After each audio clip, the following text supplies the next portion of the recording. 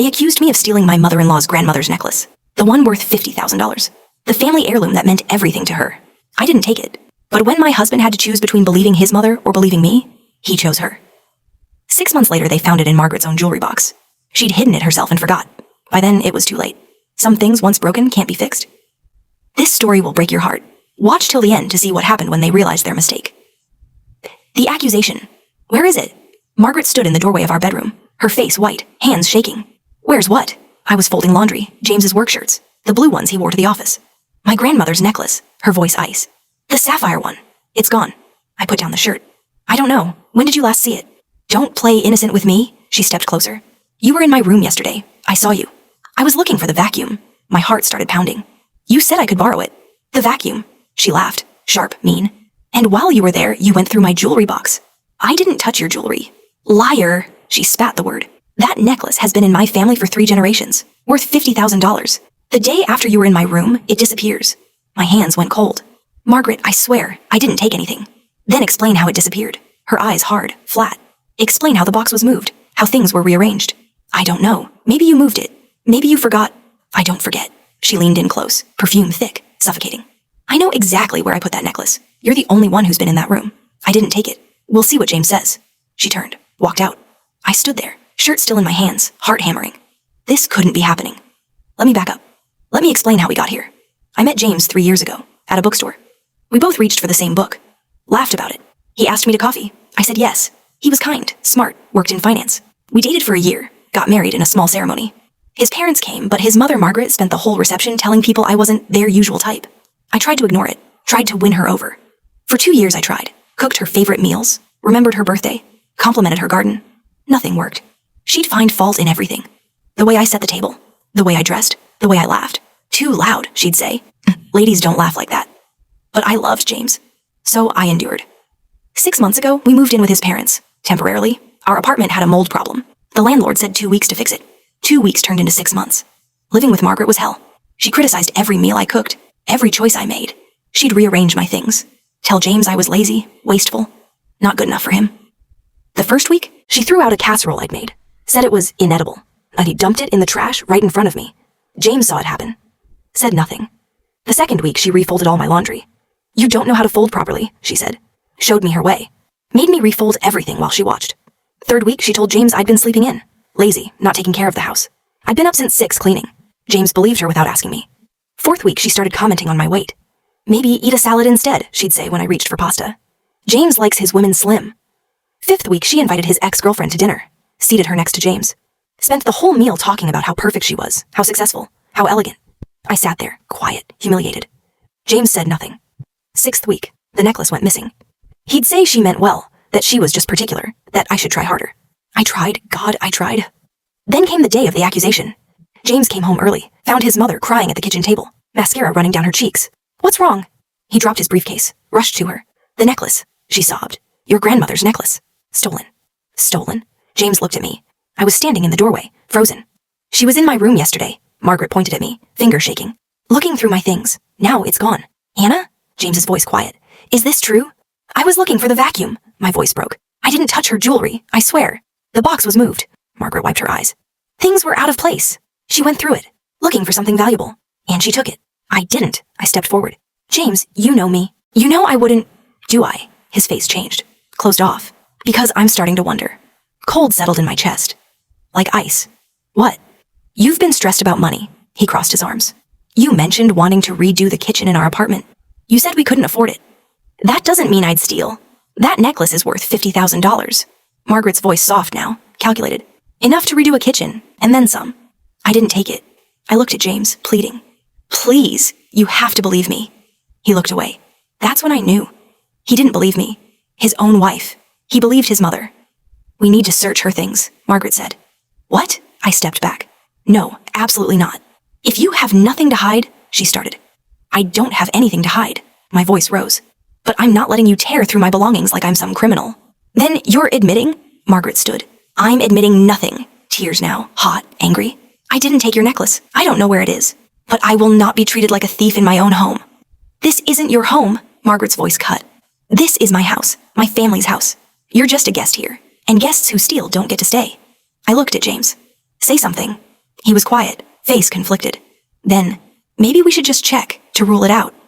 My heart shattered. Actually shattered. You think I did it. Not a question. A statement. I don't know what to think. He wouldn't look at me. But if you didn't take it, then there's no harm in. There's every harm. I was shaking now. You're supposed to be my husband. You're supposed to trust me, believe me, stand by me. I am standing by you. His voice defensive. I'm trying to solve this. By accusing me. By finding the truth. The truth? I laughed, bitter. The truth is your mother hates me. Has always hated me. And now she's found a way to get rid of me. And you're letting her. That's not fair, James said. Fair? My voice broke. Fair would be you believing your wife. Fair would be you defending me. Fair would be you standing up to your mother for once in your life, instead of choosing her over me every single time. I'm not choosing. Yes, you are. I grabbed my purse, my keys. You're choosing, right now. You're choosing to believe I'm a thief instead of believing I'm your wife who loves you. Anna, wait. No. I headed for the door. I'm done waiting. Done trying. Done being treated like I'm not good enough. Nobody said that, Margaret interjected. You didn't have to. I looked at her. You've said it 1,000 different ways for 3 years. And now this. The perfect excuse. The perfect reason to finally get rid of me. I turned to James one last time. If you believe I took that necklace, then you never knew me at all. And I can't be married to someone who doesn't know me. I left. Drove to my sister's apartment. Cried for 3 hours straight. James called. Texted. Said we needed to talk. Said I was overreacting. I didn't answer. 2 days later he showed up, suitcase in hand. I can't do this anymore, I said through the door. Anna, please let me explain.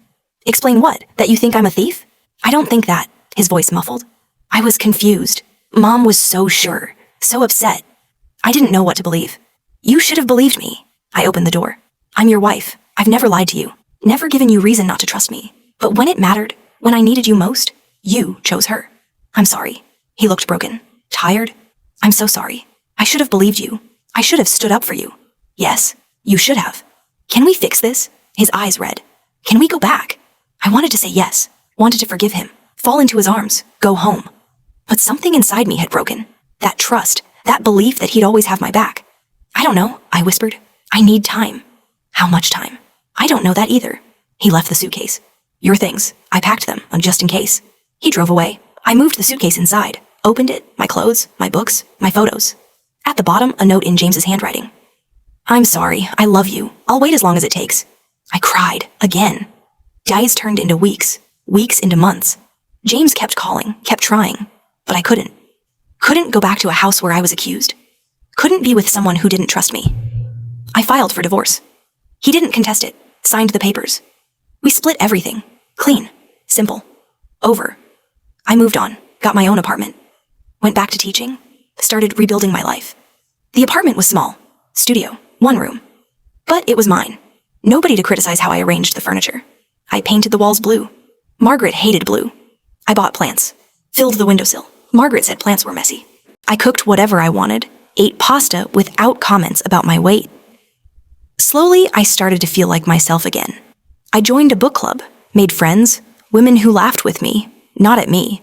Started therapy. Talked through the pain. The betrayal. My therapist asked one question that changed everything. If someone you love can't believe you at your lowest, can you trust them at your highest? I couldn't answer, because I knew. Deep down, I couldn't. 3 months after the divorce, I went on my first date. A teacher from another school. We got coffee, talked about books. He believed me when I said I was lactose intolerant. Ordered me almond milk without question. Such a small thing. But it mattered. Being believed. Being trusted. We've been dating for 3 months now. It's slow, careful, but it's real. 6 months after the accusation, James called. They found it, he said, voice shaking. Found what? The necklace. His voice thick, breaking. In Mom's jewelry box, under the velvet lining. She'd tucked it there for safekeeping months ago. Forgot about it. Never looked there. Just assumed it was gone. Assumed you... He couldn't finish. I sat down, legs weak, hands trembling. So, I didn't take it. You never took it. He sounded destroyed. I'm so sorry. God, Anna, I'm so sorry. I destroyed us for nothing. His voice broke. I could hear him crying. Part of me wanted to comfort him, but it wasn't okay. And forgiveness doesn't erase damage. Silence. Long. Heavy. Does this change anything? He asked.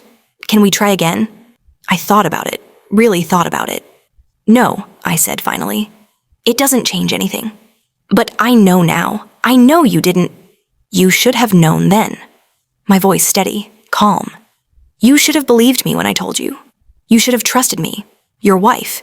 Instead, you chose to believe I was a thief. I was wrong. Yes, you were. I took a breath. And I forgive you. But forgiveness doesn't mean going back. It doesn't erase what happened. I love you. I loved you too. Past tense. He heard it. But love isn't enough. Not without trust. I can be that person now. His voice desperate. I've changed. I understand. Maybe you have. Maybe you'd be different. I closed my eyes. But I can't forget how it felt to stand there, begging you to believe me, and watching you choose her instead. Anna, I have to go, I said. I'm glad you found it. I'm glad you know the truth. But it's too late for us. I hung up. He didn't call again. I heard through friends that Margaret apologized, tried to reach out. I never responded. James moved out, started therapy, got his own place. I kept dating Robert, the teacher, someone who trusts me. Sometimes I wonder what would have happened if Margaret had found that necklace a week sooner, if James had believed me from the start. But mostly I don't, because I learned something important. That accusation broke my marriage, but it also showed me what I deserved. I deserved someone who believed in me, who stood by me, who chose me. James wasn't that person when it mattered, and that's enough to know I made the right choice. If this story made you feel something, hit like and subscribe. Drop a comment. Would you have given James a second chance? Let me know below.